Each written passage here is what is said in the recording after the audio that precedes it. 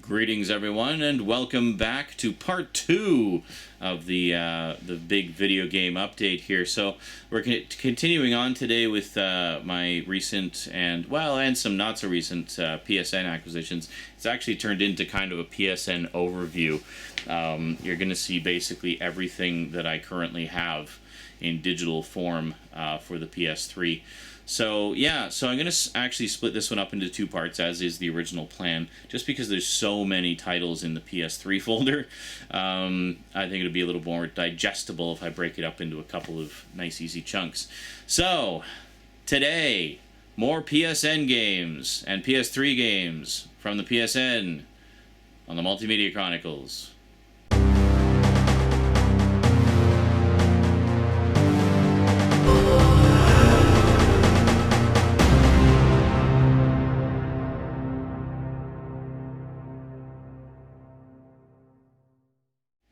Welcome back. Okay, without any further ado, let's head back on over to XSplit and check out the PS3 stuff. Oh, can you hear the rain out there? Anyway, pretty cool. Told you this is going to be a big update. Well, we're going to do them all. I picked up a few PSN minis. The Impossible Game came in a 2-pack with one Epic Game.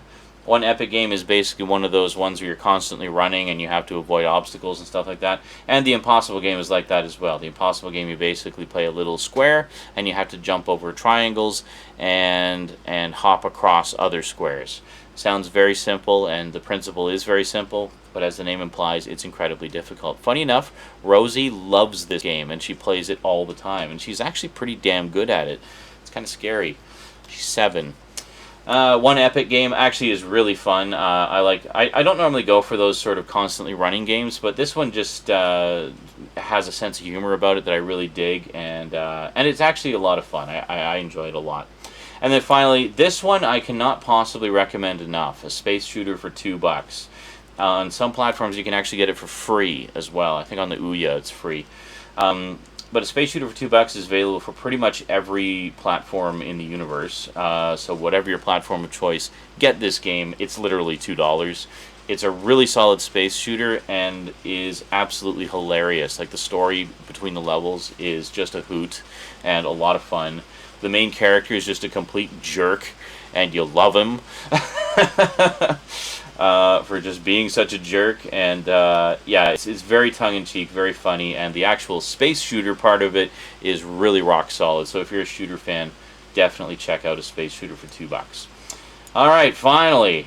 God, we got a lot to go through here.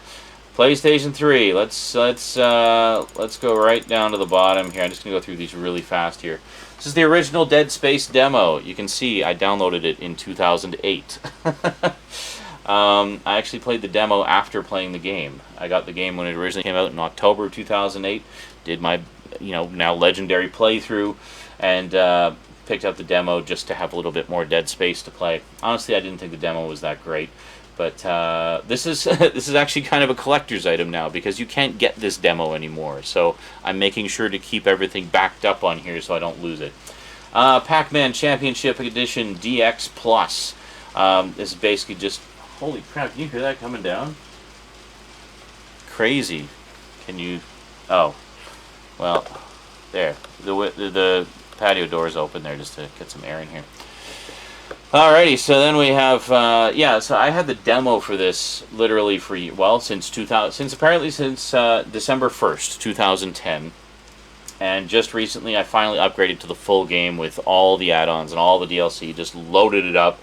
And, yeah, it's crazy. It's just a really fast, fun, challenging, difficult game in a lot of ways. This one's going to be a little loud, just going to warn you now. We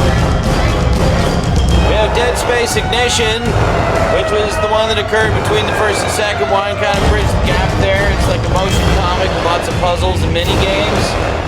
Overall not bad, but I found the, fitting into the continuity a little bit confusing. Oh, that's better. Alrighty, here we have Super Stardust HD, which is actually an HD majorly upgraded version of an old Amiga game that I used to play, just called Super Stardust, and then there was one prior to that just called Stardust. Basically, it's Asteroids, but it's Asteroids Deluxe. I mean, it is just a gorgeous, gorgeous, gorgeous game. I've played it all the way through several times. And you can play it in 3D as well, apparently, if you have a 3D TV. Beyond Good and Evil, I used to have the original PS2 version of this. One of the most criminally underrated games ever. It's just such a wonderful, wonderful game. It's got like photography aspects of it. You do wildlife photography to get, you know, upgrades and money and stuff like that. But it's also got this fantastic story. It's also an open world adventure game, and it's got some really compelling characters and just beautiful music. And just play it, seriously. Just go on, you know, whatever your network of choice is and play it. I'm pretty sure it's available for everything.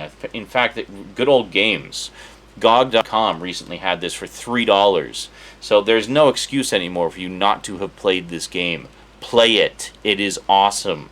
You will not be disappointed unless you don't like that type of game. Well, it's hard to pigeonhole it as one type of game because there's a lot of different aspects to it, but it works. It works really well, and it's just a beautiful, beautiful game.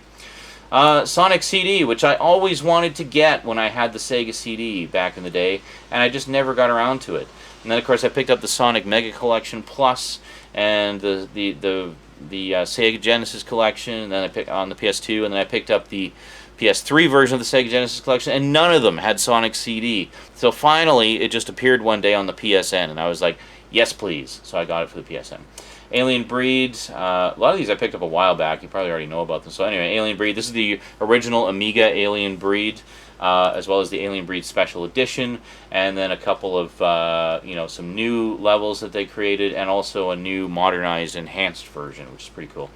Amy, which is a really cool indie game, basically zombie, you know, running away from zombies, with a bit of a twist. It's got kind of an escort mission twist to it, and a lot of puzzle aspects to it as well. I've only played the, holy crap, that's loud. Hang on, let's get off of there. Let's get onto the Metal Gear Solid 4 database. So anyway, Amy, I've only played like the first level last year for Halloween. I thought it was pretty good. Some people say it's not their cup of tea. Some people said it's good for a while and then gets really crappy towards the latter half. I don't know. I didn't get that far. We'll find out when I get there. Metal Gear Solid 4 database is basically just like an information resource for everything in the entire world of Metal Gear Solid up to Metal Gear Solid 4. Pretty cool. Spelunky, this is just a demo, but probably going to get the full game because Rosie and I play the shit out of this all the time. Just a really fun exploration platformer, puzzler. That we both really enjoy a lot. It's kind of reminiscent of like Pitfall 2 or Montezuma's Revenge, that sort of thing, but with a lot of modern twists to it. You get like you can use bombs and ropes and things like that. So it's like those old games, but with a lot of additional things to it. There's another one I'm definitely going to get the full version of. Rosie has played this demo so many times. We got I'll just move out of the way here, and there's Wolverine. Okay. Got Lego Marvel Superheroes. I'm going to just shrink myself down a wee bit. There we go. One thing I like about XSplit is I can do all this stuff in real time, so it saves a lot of time. If I was doing this as an editing thing, I would have to render all of that. Should be annoying. Then we got Castle of Illusion, which I thought Rosie would really dig, but she didn't really... Well, I think she got lost in it. She played it for a little bit, and then she just got kind of frustrated with some of the puzzles and some of the platforming. It's actually pretty hard in some spots. And then we have Sonic Adventure, which is the classic Dreamcast game for the, well, basically for the, move back up, there we go. This is the debut of the modern Sonic, which, you know, looked quite a bit different from the sort of shorter, pudgier classic Sonic. Yeah, and they do have Sonic Adventure 2 as well, so both of the Dreamcast games. I remember seeing this running in stores, and I thought it looked just awesome, and it made me really want a Dreamcast, but I never got one. Linger in Shadows, which I think you can get for about $3. It's basically reminiscent of those old Mega demos back in the day, but this one is interactive, and there's hidden objects to find, and you can get trophies. It's got trophy support, and it just has an awesome soundtrack and some amazing artwork in it. They describe it as an interactive art piece. Don't let that put you off. It's only $3. Try it when you got $3 in your pocket. It's actually really cool. I like this one a lot. Here's another Dreamcast classic. Holy crap, that's loud. We have Space Channel 5 Part 2, which actually did appear on the PS2 a while back. And It's basically a rhythm game, kind of funky and set in space, and it's a lot of fun and crazy. And it has Michael Jackson in it. Yes, the Michael Jackson.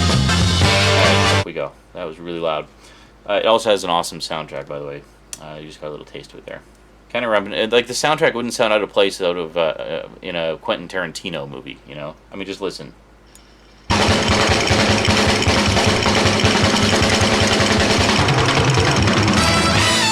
See, that's totally like a deleted scene from Kill Bill or something, you know? Come on. Alright, so then we have I Am Alive, which I played the demo of a while back.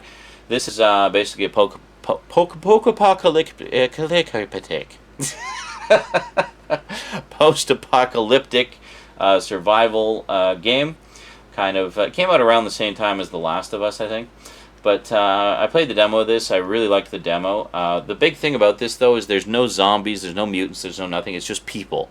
It's people trying to survive and, you know, kill or be killed in a post-apocalyptic world. And it's got, you know, action elements and puzzle elements and platforming elements, and really good. I've heard it's kind of short. I'm considering actually playing this one for the Halloween season, so keep an eye out for that. I'll probably give this a spin.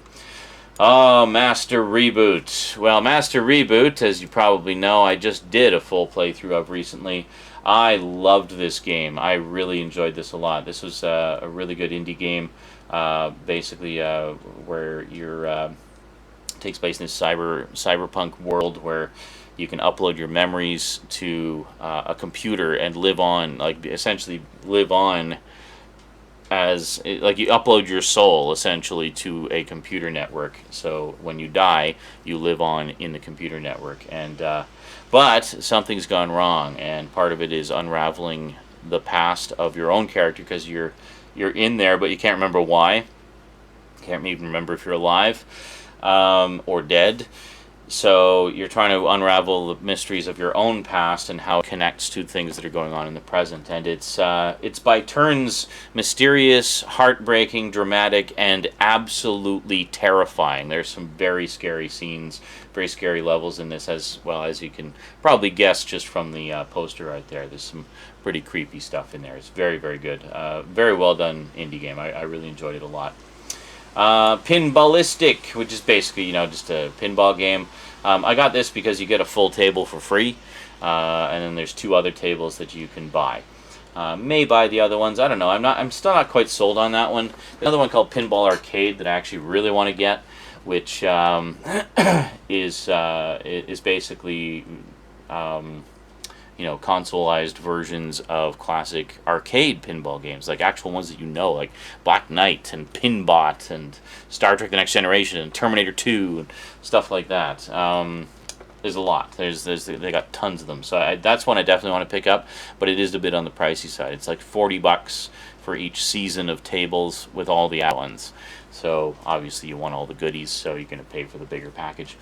And we'll stop there. That's more or less the halfway point. And we'll check out the ones that are left next time. So all the most recent acquisitions will be in part 3. The epic conclusion of my just never-ending video game update. Yeah, it's not like I bought all these in one weekend, just so you know. As I mentioned a few updates ago, I've been woefully behind in doing these. So these have all been acquired basically over the course of the summer, and then just into early fall as well. So over the course of maybe 4 months, the vast majority of them.